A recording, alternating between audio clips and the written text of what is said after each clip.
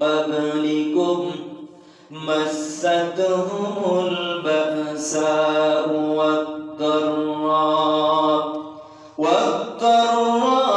وزلزلوا حتى يقول الرسول والذين آمنوا معه متى نصر الله ألا إن نصر الله قريب আল্লাহ রাব্বুল আলামিন বলে বান্দা তুমি কি মনে করেছ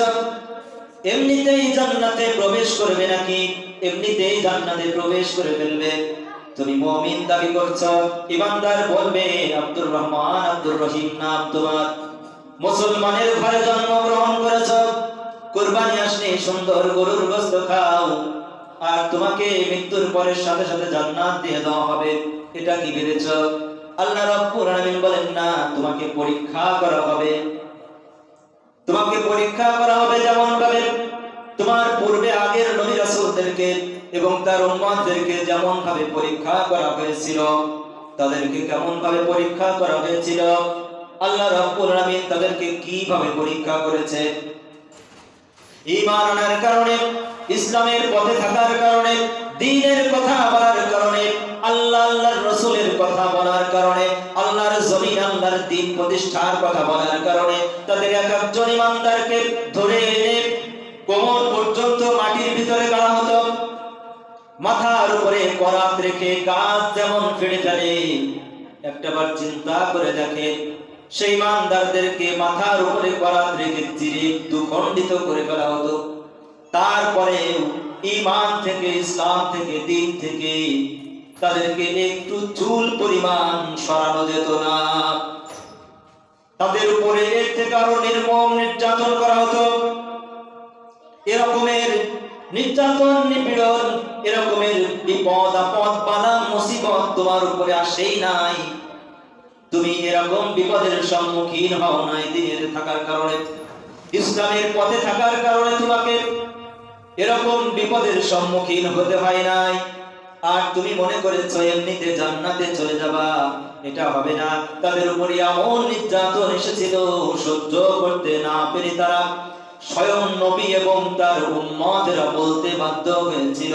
মাতা নাসরুল্লাহ আল্লাহর সাহায্য আর কবে আসবে আমরা তো মার খেতে খেতে শেষ হয়ে গেলাম আল্লাহ রাব্বুল আলামিন বলে দিলেন আলা ইন্না নাসরাল্লাহি করিব চিন্তা করো না চিন্তা করার কোনো কারণ নাই নির্যাতন এসেছে নিপীড়ন হয়েছে তোমরা ধৈর্য ধারণ যেমন করেছো ঠিক তেমনি ভাবে ধৈর্য ধারণ করে সামনের দিনগুলো থাকো তোমাদের উপরে বিজয় আসছে ইনশাআল্লাহ আল্লাহ রাব্বুল আলামিন বলে দিলেন তোমরাই হবে বিজয়ী তোমরাই হবে বিজয়ী তোমরা কোনো ভয় করো না দুঃখ করো না ওয়ালা তাহিনু ওয়ালা তাহজানু ওয়া আনতুমুল আ'লাউনা ইন কুনতুম মুমিনিন শর্ত হলো তোমাদেরকে মুমিন হতে হবে মুমিনের কাতারে তোমাদেরকে থাকতে হবে এটা যদি পারো তাহলে তোমাদের জন্য রয়েছে সুসংবাদ এজন্য আমাদেরকে মুমিন হতে হবে সবকিছুর মূলে আমাদের ঈমানটা যদি ঠিক রাখতে পারি আমাদের ঈমান যদি 500-1000 টাকায় বিক্রি হয়ে যায় আমাদের ঈমান যদি একটা গাড়ির কাছে একটা ক্ষমতার কাছে একটা পদের কাছে একটা চেয়ারের কাছে বিক্রি না হয় তাহলে আমাদের জন্য এই মুমিনদের জন্য সুসংবাদ আল্লাহ সুবহানাহু ওয়া তাআলার পক্ষ থেকে আমরা ঈমানটাকে যেন বিক্রি না করে দেই ঈমানের মূল্য অনেক এই অমূল্য সম্পদটা মুসলিমদের এই ঈমানটা আমরা সকলে যেন টিকিয়ে রাখতে পারি ধরে রাখতে পারি আল্লাহ সুবহানাহু ওয়া তাআলা আমাদেরকে সেই তৌফিক দান করুন সকলে বলি আমিন ওয়া আখিরু দাওয়ানা আলহামদুলিল্লাহি রাব্বিল আলামিন